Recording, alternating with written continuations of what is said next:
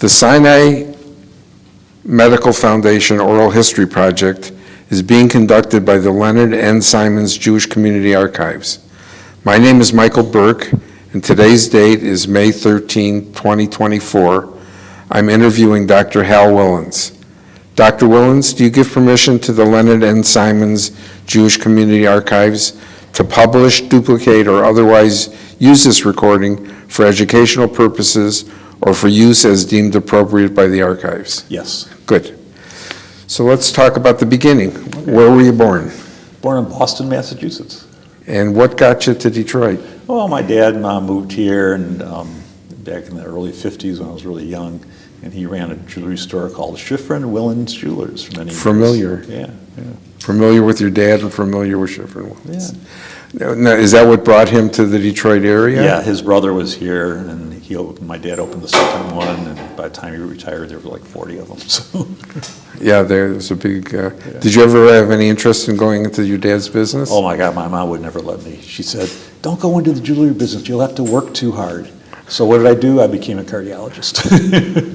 So what inspired you to become a doctor? God, I was interested in medical school. I was fascinated with the heart, and from the time I learned about how the workings of the heart in first year and the diseases of the heart in second year, had some wonderful mentors and teachers, and just was totally fascinated with the workings. Did this go back to high school that you had interest in this, or was it something that evolved and developed later on? Yeah, in college actually, I was torn between going into chemistry or going to medical school. And then I looked at the curriculum, and in my senior year, I had to spend like a whole senior year in the lab for chemistry. So I said, I want to have more fun than that. So I said, okay, I'm going to take that cats and try and go to medical school. Where'd you go to undergraduate school? University of Michigan. Yeah, good experience there? Oh yeah, it was great. Yeah. I still remember lots of things. You still have friends from U of M? Sure. Yeah? And then where did you go to medical school? Wayne State. Yeah? Yep. And where did you live when you went to Wayne State? I have a long history because I went to Cass Tech High School downtown, Okay. and then went away to Ann Arbor and came back and lived in Northwest Detroit. Tell me about Cass Tech a little bit. Oh my What was God. it? What was it like? It was a magnet school. I went to Bagley, which was a heavily Jewish school. Right. And the year we were there was no middle school, so I went through 8th grade. And a group of us were asked to join the science and arts curriculum at Cass. So a bunch of my friends and I all went down there. And it was a fascinating school because it was a magnet school. And there were these small curriculums. So I had a lot of friends in science and arts, but there were people in mechanical engineering, people in the arts, people in drafting, and it was didn't have the same issues as Mumford had when I was there. Well, I actually lived on Green Lawn in Margarita, so we were right down the street from Bagley. You were probably friends with Zuckerman, Ed Zuckerman. I knew Ed. Lived right up the street. Yeah, I knew Ed. And you went, where did you go to medical school? Wayne State? Wayne State. Talk about that a little bit. How was your experience at Wayne State in terms of the quality of the education and kind of the general composition of the ambiance there? Yeah. It was a really good school. We had excellent teachers. A lot of the teachers were faculty on Wayne, but a lot of them came from the community. I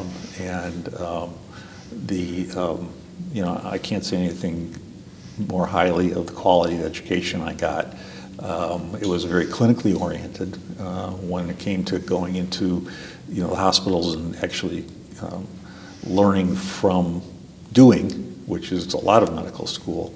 We had a tremendous amount of resources to draw upon, not only the hospitals in the Detroit Medical Center, but community hospitals all over the city. And I actually spent many of my rotations at Sinai Hospital. So I got into Sinai in the early 70s, still as a medical student. So I was exposed to Sinai very early on. And what was your interest from the immediacy? Was it always the heart, or did you have other interests before? Well, you don't have time to get interested in too much because every month you're doing something different. But I really did enjoy cardiology. And in my senior year, I actually went to Massachusetts for a rotation in cardiology, and went to Atlanta for a rotation in cardiology. And then how do those compare to Sinai? I think equivalent. Yeah, I think it was good. It was, different kind of clinical stuff, but the wealth of clinical material we got to see in a city and not just a university-based hospital was great. Because I was always interested in becoming a clinician, being a practicing physician, not necessarily going into academics. So talk about your residency. Give me accounts of how the residency was when you were there. Having grown up in Detroit, when I finished medical school, I kind of said, well, okay, time to move on. And I went to Chicago for a year at University of Illinois, and didn't really make it, didn't like it there. Because? Well, I really enjoyed the leader of the program, but the day we got there, he said, well, by the way, I'm leaving next month. So I said, oh, maybe I don't want the new guy. And so I looked and went back to Sinai right after my internship to start my residency, and then I never left for 12 years. Any difficulty? Was there this? Obviously, there was a spot there for you to come back to do your residency here. Yeah, it was great. Yeah, it was great. What are the kinds of things, the challenges that you had in your residency? So I tell you, the residency was a very intense experience. You're working all day, you're staying up late, you're being on call, you're learning every day, you're seeing new things and going home and reading about it, and then the next morning you have to present a case. It was very challenging, but very gratifying.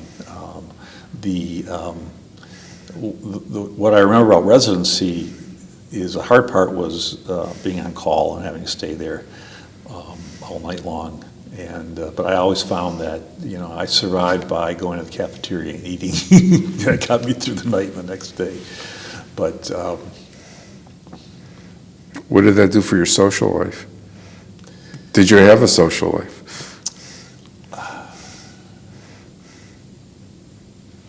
Yeah, I don't remember that suffering that much. I obviously it was limited, but to me, my medical training was part of my life, and my social life was the second part of my life. I remember being on a basketball team and playing at the old JCC, and getting bonked in the head sometimes with people's elbows. But the social life was good. My friends, many of them were other residents. So, your life was kind of tied up with that because you're working with people and then socializing with them. Talk about that for a minute. Obviously Sinai was unique in the fact that many of the doctors and residents were Jewish. And I'm interested how that impacted on how you evolved and did your business. And also related to, you said that you went to some other hospitals to do residencies too. Was there a difference doing your residency at Sinai and doing it at some of the other hospitals? Well, the other hospital I was in was the University Hospital in Chicago. And it was an academic institution. And the faculty were mostly professors. And then you come to Sinai, and there are no professors there. There are practicing doctors. And to me, the unique thing about Sinai was that here it is, a community hospital, teaching medical students, residents, fellows in lots of different areas, all done by community-based physicians that are in clinical practice. And to me, that's what I wanted to do, learn clinical medicine. It was a wonderful, wonderful opportunity. There were very dedicated physicians there who pretty much gave of their time. The way they could potentially be paid was by taking care of indigent patients. And they said, no, we're not going to take that money. We're going to give it to the Sinai Education Fund. And that's where the Sinai Medical Staff Foundation actually came from the monies that the doctors earned and donated, basically. But they were very devoted. I remember they gave up their time generously and completely, and it was a wonderful education. The camaraderie amongst the staff, they weren't only, the residents there, the other interns and residents, were from all over the world. I had a good friend from Oregon. I had another friend from India, and a lot of other Jewish friends. A couple of the people I went to medical school with also were in the same program with me. In fact, one of whom I ended up becoming partners with when we went into practice. It was a good experience. Was it always hard for you? I enjoyed it. To me, I don't feel that medical school was work because I enjoyed it so much. It was just part of life. It was my job. Mm-hmm. And the same thing with training. It was hard, but I learned so much. It was, going through residency and fellowship, not only do you have to learn all the details of medicine and how the body works and how to take care of it and how to help people get well, but you also had to learn how to communicate. And I had wonderful teachers who were great models in terms of not only teaching you, but also relating to patients. And I learned a lot about communicating with patients, being able to talk to them at their level, no matter what it might be, from someone who is a lower socioeconomic class all the way through, sophisticated people, as well as talk to other physicians who we have to talk a totally different language. So it was really good to have that experience in a place that was a real life situation. Mount Sinai Hospital was a good community hospital, and yet had a wonderful training program. Talk to me about the evolution of the hospital from the time that you started to the time that you left there.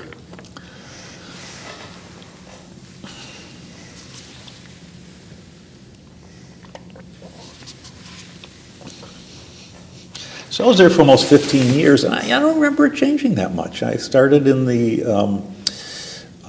medical school in the early 70s and worked there. And what I remember most is how much my field cardiology changed in those years. Went from just having an EKG to having all these diagnostic tests and all these tools and balloon stents and all that kind of stuff. A lot of diagnostic techniques, and Sinai was great in that it kept up with all that. I was able to, my specialty was echocardiography. I was a clinical diagnostic specialist, really. And echocardiography, which is now a very sophisticated technique, started out with a little box, and it grew into this huge computerized machine that gives you three-dimensional images of the heart and measures physiology of the heart, blood flow, and all that kind of stuff. What I liked the most is we kept up with all that, and we were part of the development of all those techniques and tools through the years I was there. Were you a leader in the country, or in the area? I mean, it sounds to me like there was, not only in talking to you, but talking to some other doctors, that you were innovators at the hospital. It sounded like to me. I'm curious what your sense of that was. Yeah, very much so. Like developing echocardiographic tools, we actually worked with industry in developing some of the things we use, so that I remember when we were working on developing echocardiography as an instrument and a tool, people from industry would come and we would talk about what they were developing. I would try it out, give feedback. They would go back, do something in the lab, and come back, and they would implement the kinds of things that I said, this is what I need as a clinician, which was a wonderful opportunity. So obviously we were recognized in that way, that we were forward-thinking enough to be able to offer that. The other thing we did a lot of was research, and that's unusual for a community hospital.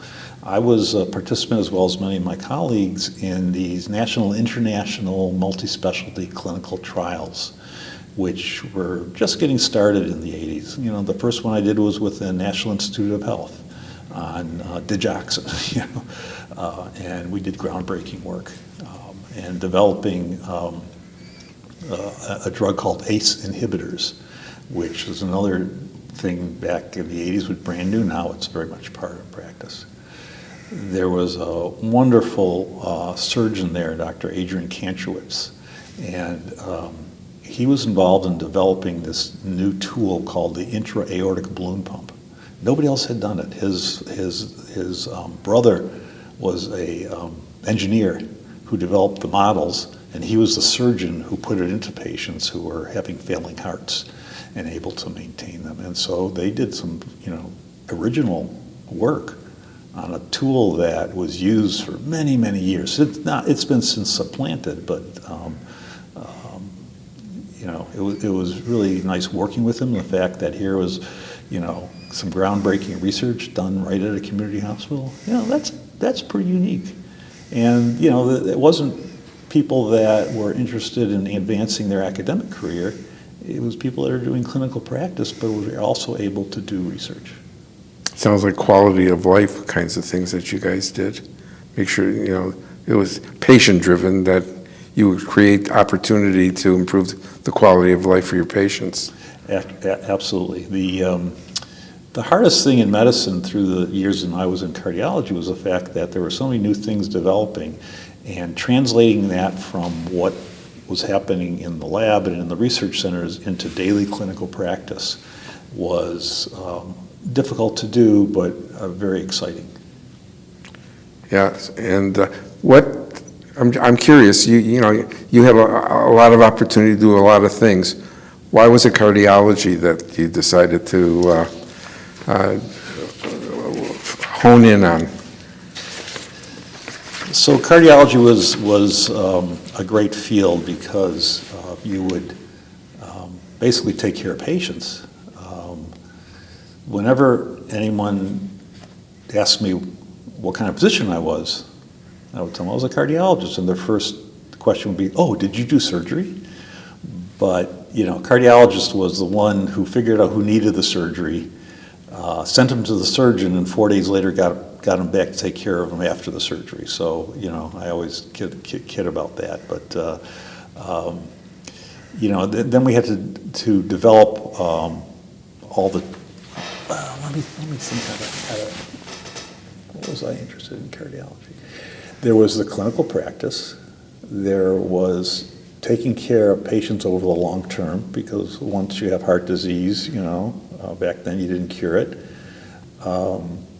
There was doing your own diagnostic techniques, looking at the heart, trying to figure out what's going on, looking at ultrasounds of the heart to figure out what was going on, looking at heart rhythm disorders, looking at x-rays, using your eyes to be able to, imagine what was going on, thinking about how the blood flowed and what was going on. It's, we didn't know everything, but sometimes you had to figure out what was going on based on what you knew and what you didn't know.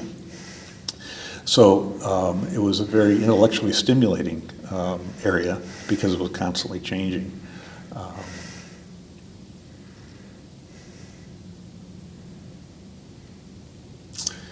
It was a very exciting area. We were developing new techniques. I remember when we were first looking at how to get rid of dissolve clots in the heart from people who had a heart attack. And someone comes in with a heart attack, get rushed down to the cath lab. And I remember the first patient that I took care of with that, what you have to do is you take your catheter next to the heart, and you take pictures of the artery, and then you see with the x-ray dye where the blockage, where the clot is, and then you infuse this medicine that dissolves the clot. So the first patient I did was a physician, Dr. Alan Michaels, I remember this, and all his colleagues were in the control room while I'm sitting there looking at it, and he's sitting there in the midst of a heart attack, and we see the blockage. And then we start the drip, and then every 5 minutes or so we check to see if the clot's dissolved. And finally we take a picture, and the blood just flows right through, and in the back of the control room everybody cheers. It was such a gratifying thing. That to me is an unbelievable thing to be able to do to somebody, and to this day it's still an amazing thing to be able to accomplish on people in the midst of a heart attack, now even in the midst of a stroke. You say we did these things. Who were some of the doctors that you worked with, maybe even revered, were your mentors? And Well, I'll have to say that, when I was in internal medicine, because I'm an internist first, and then I became a cardiologist. Dr. Arnie Axelrod was the head of our department, and he's such a wonderful man and a great teacher and just a Hamish guy, and he was very inspirational and very helpful and a very good model for me. But Dr. Mel Rubenfire was running the cardiology department when I was there. And another amazing guy who, had a very broad knowledge and was very interested in advancing and letting people do as much as they could. He very much inspired me as a teacher and a clinician and also a friend. Is he still your friend? I haven't seen him in a while, but he actually joined the Sinai Medical Staff Foundation board for a while, and it was good to get to know him again. And he's, I think, still practicing at University of Michigan. Yeah, a little bit. A little bit. Yeah. But everybody slows down before they stop. Some Yeah. people never stop; they just slow down a little. So what made you decide finally? I'm sure you had other choices of where to go to further your practice. What made you decide Sinai Hospital was the place you wanted to call home? That's a good question. When I was done, when I decided I wanted to leave University of Illinois, I could have really applied anywhere. But I said, Sinai's my home. I know it there. I know it's a good place. I want to go back there. And so I did. And when it came time to do a fellowship, again, I could have applied in many different places, but I decided that, no, there's an excellent program here. I'm totally comfortable with the training I'm going to get and the people who are going to teach me, so I stayed there. And then, after my fellowship, Mel asked me to join the group. And again, I could have said, well, I want to look elsewhere, but you know what, that was such a great opportunity. I knew what Sinai needed, and I knew what I could do, and I said, yes, I'd like to join your group, and so I did.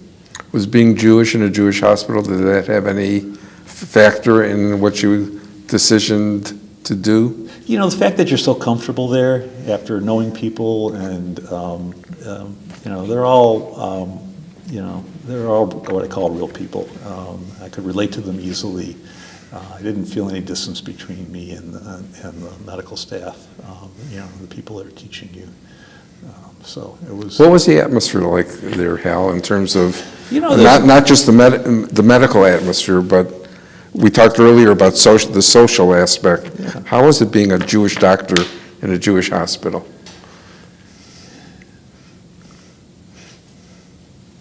Other than being in the same community and having so many common interests, enjoying the same holidays, being on that same rhythm of life, it makes it very easy. And I would say I was comfortable there. And, I grew up in Jewish Detroit, and, it was a comfortable place to be, and that made learning very easy. Do you think it was different there than if a doctor goes to another hospital? Was there a difference or no? It's a good question. I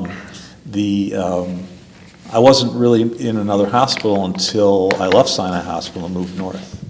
And there, I think I might have been one of the few Jewish, if only Jewish, maybe the only Jewish doctor who acknowledged his Judaism.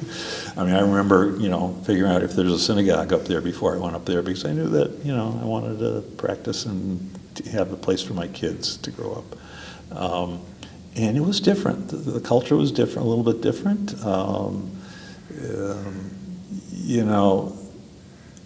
The style of communication was a little bit different. I felt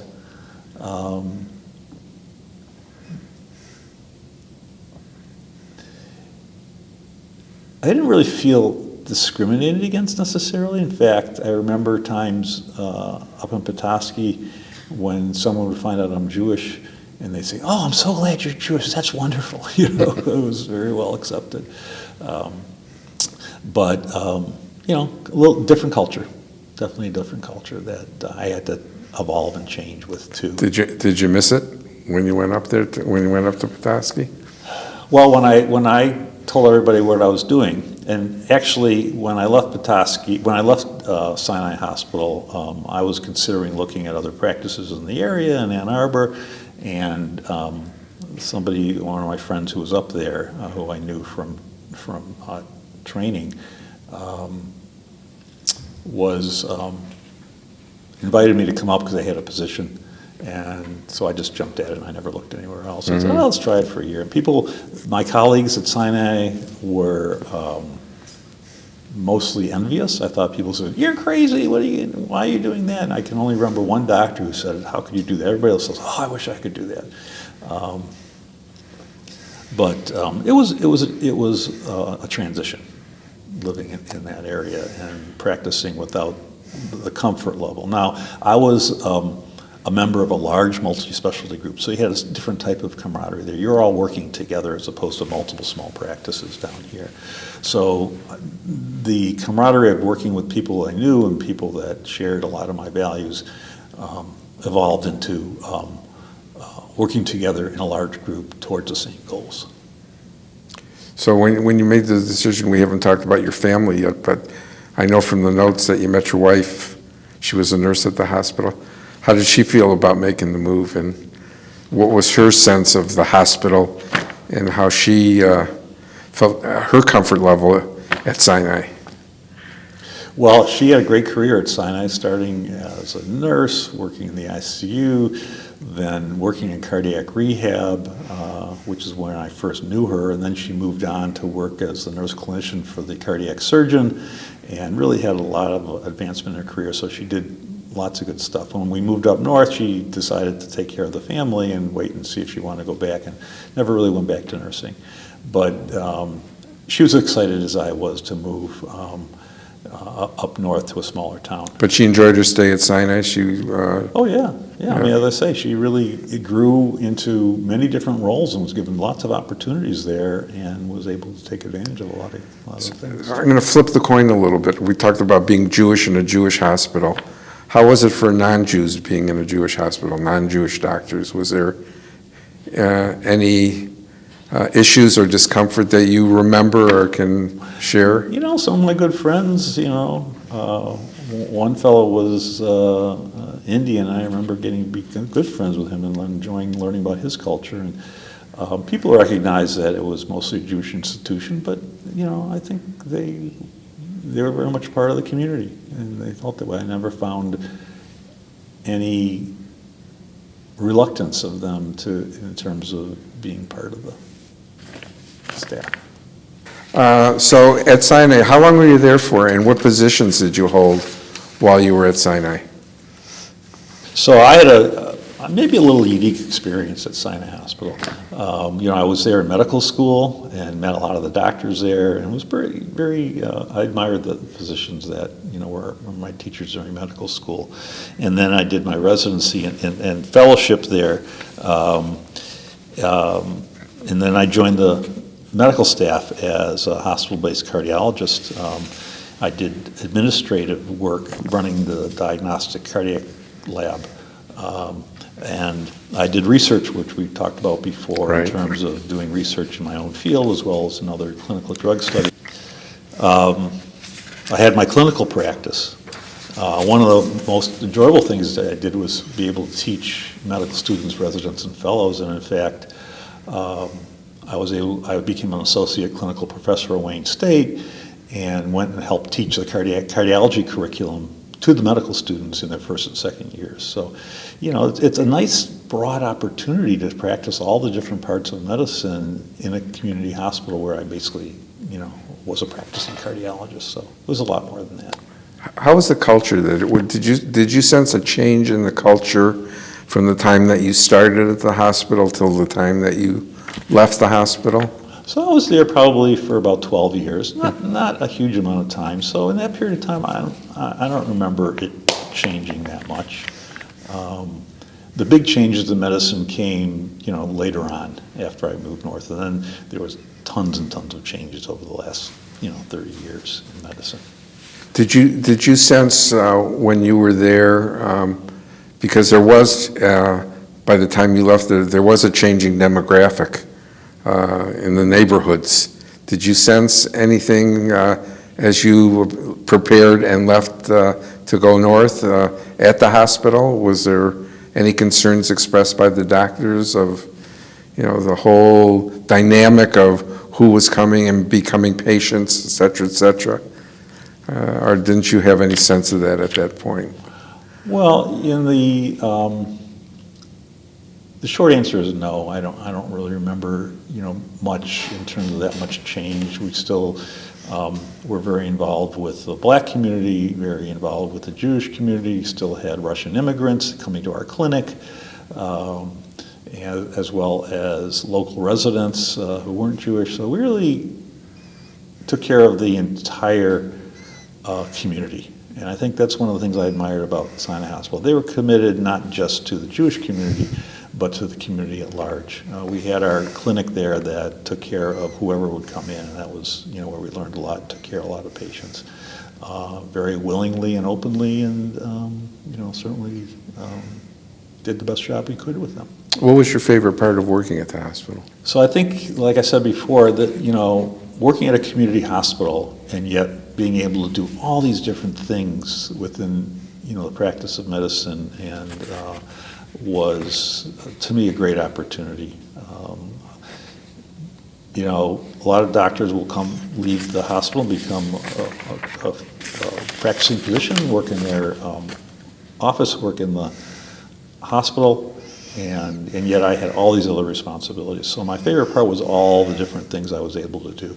I was given the opportunity and expected to develop my field, which was rapidly developing, and got all the resources to do that, and never felt held back in terms of doing that. And I think the other favorite part was the people I worked with, not only my fellow, residents and then fellow doctors, but also the staff there. They were all very committed, they were all very knowledgeable, and they shared their knowledge. It was very much a camaraderie there of working together. Well, I talked about the changing demographic, and there was a decision made because of that changing demographic. And I understand and I respect the fact that everyone was treated the same at the hospital. But the changing demographic did make the decision for the community to sell the hospital. How'd you feel about that when you heard about it? Well, I left in the mid-'80s and the hospital wasn't sold till the mid-'90s. Right. And I understood that there was, the way I understood it was that the medical field was changing. It was hard for an independent hospital to work and maintain itself as a small independent institution. People were joining other groups, and hospitals were emerging at that time, and economics of medicine were changing. And I always thought that one of the big reasons it changed is because they could no longer sustain itself as an independent institution. I was never aware of the fact that maybe changing demographics had anything to do with it, other than the Jewish community had moved out further north. That was one of the main reasons. Yeah, but I wasn't there then, so I didn't experience it. Yeah. How'd you feel about it being sold? Well, I think I understood that the climate of medicine was changing, and it was, in my mind, although I wasn't personally involved and really didn't interact with people that were personally involved at that time, that medicine was changing, and it was more of an economic thing, or mostly an economic thing. So there was discussion, as I'm sure you know, about moving the hospital, not selling it, but moving the hospital north, and the decision was made not to do that. What's your sense of whether that was the right decision? I couldn't answer that. I wasn't involved. So let's talk about the foundation. The selling of the hospital obviously created another entity that provides quality of care in many diverse and different ways. Tell me a little bit about how you got involved with the foundation. So I remember I was up in Petoskey, and my friend in Machatunin, Dr. Marty Levinson, who is my daughter's father-in-law, said, hey, there's a position available on the Sinai Medical Staff Foundation. Would you like to consider being a member? We're looking for people that have connections to Sinai. And I said, yeah, I'd love to do that. That was time before Zoom, so I made plans to come down here for the meetings and be involved. And I was very honored to be asked and to be able to reconnect with what I would call my roots. So tell me some of the things that you've been involved in being on the board of the foundation and what it has done for the betterment of the community. I don't want to put words into your mouth, but I know that the foundation has done some pretty darn good things in the community, and you've been involved in it. So talk a little bit about that, Hal. Well, I was very impressed with the Sinai Medical Staff Foundation to continue commitment to the community, and that's really what was emphasized. So we would honor grant requests from all different parts of the community, not just the Jewish community, and be able to give back to the community in that way. And I think it was the desire. We've talked about the Sinai Medical Staff Foundation trying to maintain the legacy of Sinai Hospital in the community. And I'm not sure we've been able to clearly articulate what that legacy was. One of the things I'm hoping to get out of this oral history is to get a feeling for what is the legacy of Sinai Hospital. I'm currently the president of Sinai Medical Staff Foundation, and I'm looking to the future. And so one of the things I want to be able to accomplish while I'm in this leadership role is to figure out from all these people on the board now who really formed the nucleus, many of them from the onset of the Sinai Medical Staff Foundation. I joined it, 10, 15 years in. And be able to communicate that to younger physicians who might never have had much contact with Sinai. So if we're going to continue this organization called the Sinai Medical Staff Foundation, what are its major principles? What's its major mission? I think that it came from the funds that were basically donated generously by doctors who gave of their time to take care of the members in the community through its clinic, which offered free care to people, and we'd get reimbursed a little bit by whatever the government, whoever was paying for it. But they never accepted that. They said, okay, we're going to put it in the foundation. And there was quite a lot of money, several $1 million, when the Sinai Foundation was formed. I think Bob Michaels and his colleagues were very astute in saying, no, we want to maintain that under our own and we want to do something good with it. And I think what it's done is help continue Sinai's commitment to be part of this community where we had been involved for so long. Sinai Hospital is very much a part of the community. When the Sinai Hospital closed, I think it lost that. Obviously, there was no nucleus of a Jewish medical institution in the city. And I think the Sinai Medical Staff Foundation may be able to play a role in some way in maintaining that. And by calling it the Sinai Medical Staff Foundation, we're very much saying, hey, we were people that were and want to continue to be involved in our community.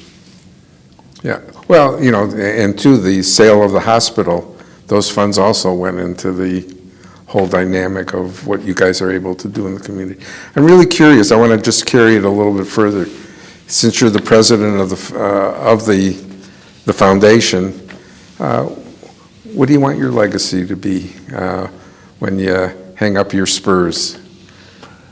Well, one of the things we decided when we changed how we're going to run is that the president would only have a 3-year term, and it would rotate.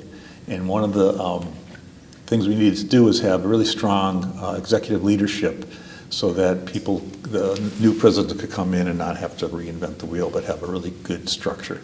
So one of the things that I worked on for many years, even before we joined the Federation or partnered with the Federation, was to get a good structure that the physicians could feed into and do the work, the specific work they needed to do, which was look at grant proposals, figure out who to fund, and how to do that. So how do you do that? Just share with me, somebody wants to approach the foundation with a grant proposal. What's the process? Well, let me step back about how we want to accomplish continuing the foundation into the future. Perfect. Go ahead. We have an aging group of people.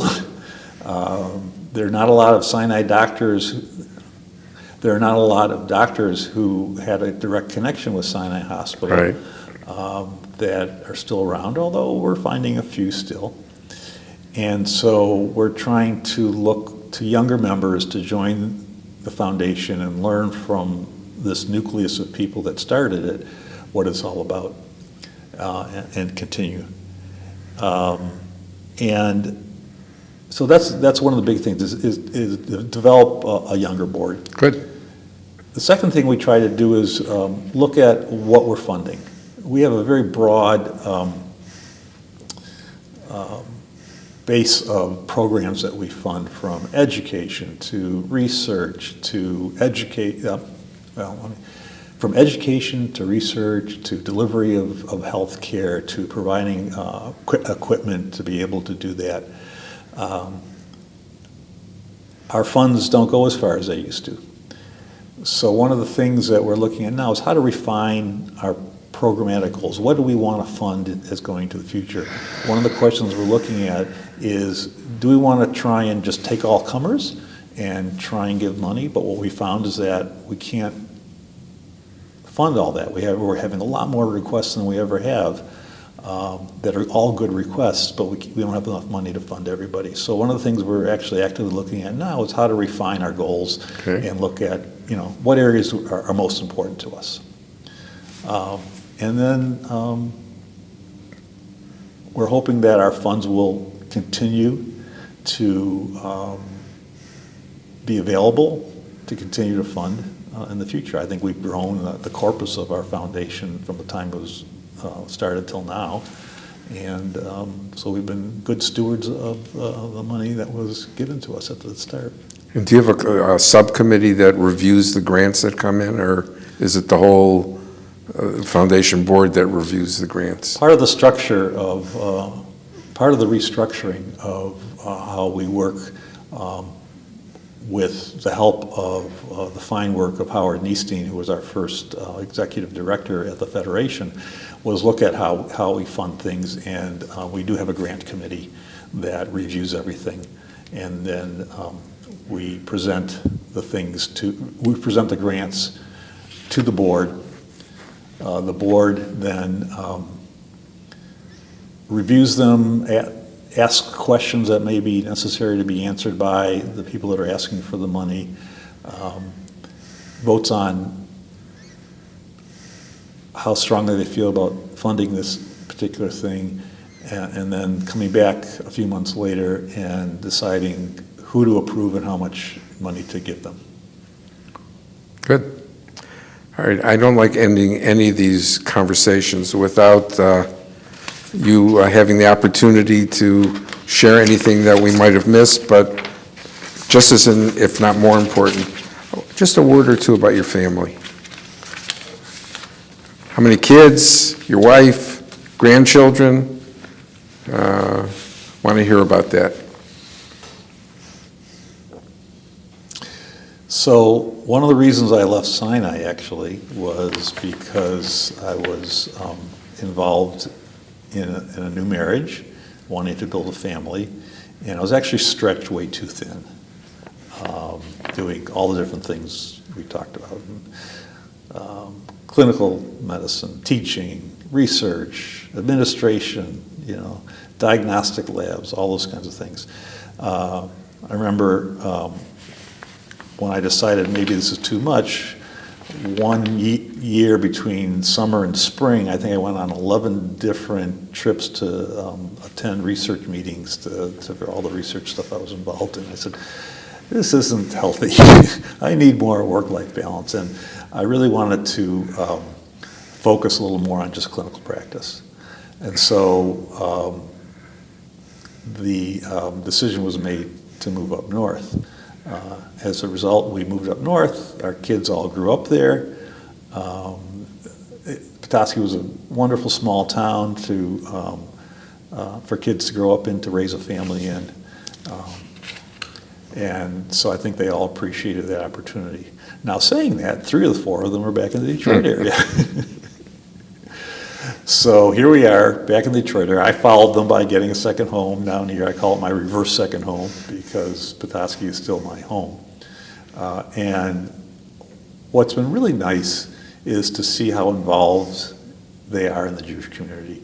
After growing up in a very tiny Jewish community up north, they were able to learn the values, I think. They went to Camp Tamarack, and they didn't know too many people down here. But, my son, after he finished undergrad, worked for the Hillel High School, Franklin, the Hillel Day School? No, the Frankel. Oh, the Frankel Academy. He worked as a media specialist for the Frankel Academy for several years, and then finally decided that yes, he did want to become a doctor. So and he's now working leadership positions at the Henry Ford Hospital in internal medicine. Wonderful. My daughter Katie, became a social worker and worked with special needs kids along the autism spectrum in the schools and at Berkeley High School for a long time, and just went into her own clinical practice where she's specializing in looking at the social needs of neurodiverse individuals and finding that there's not much going on in that area, and what she's developing is very unique, and her skills are being asked for from many institutions. My other daughter, so those are my 2, what I call left brain people, a doctor and a social worker. Then I have my 2 right brain kids. My daughter, Becca, is always interested in art and music, and she's now an art teacher out in Novi at an elementary school, and a wonderful artist. She would love to have the time to be able to develop that part, but she loves being a teacher too. And my son went into music and worked in the music community, playing and composing and performing in New York and then New Orleans, and recently moved to a small town in Wisconsin where he's learning how to stay in the music business by actually repairing musical instruments. Wow. And hopefully we'll be able to get back to medicine. And hopefully maybe he'll want to move back to Detroit, so I'll have all 4 kids. So I'm really lucky that I have, so many kids close by in Detroit. I think it's a unique opportunity as a parent to, be involved with your kids and grandkids on a regular basis. Who would have ever thought it would be back in Detroit? But I feel lucky to have had that opportunity. Well, we feel lucky to have you back in Detroit. Thank you. Anything we've missed, Hal, that you want us? That was a lot of fun talking, and I got to tell some of the stories I wanted to tell. And Thank you very much for your time. It's been It's great been a talking to pleasure. you.